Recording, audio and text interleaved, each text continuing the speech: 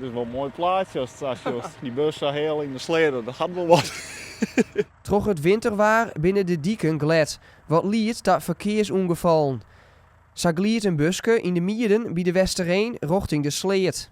Ik moest naar het werk daar en ik kom hier zo onrijden uit de bocht. Heel stadig om, want ja, zoals je moet zeggen, het leek het al wat glad. Maar ja, de auto, ik woer de bocht om, maar de auto die ging rog terug.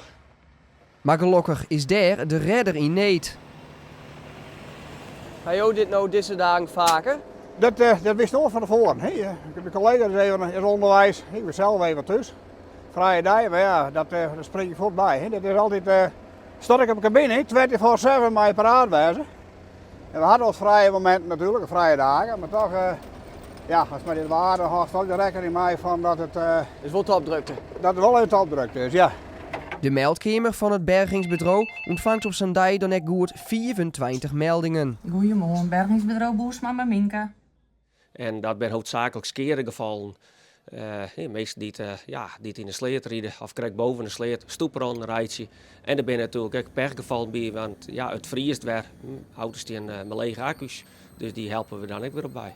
Dus met me hier nog zijn van de kerstbed, er ook allemaal zwaar rijden, er binnen wegen wat skiën. Maar ik wie vannacht ik al bij elkaar en toen voelde het me mij, dus ik denk ik weeg je erop. Maar ja, het hier net matten. Is het goed gang of nee? Ja toch, we hebben tevreden. Ja. Wij hadden een beret, heikenlijstje, wijkenlijstje. Wat centje erbij, dat wordt meer. Nou.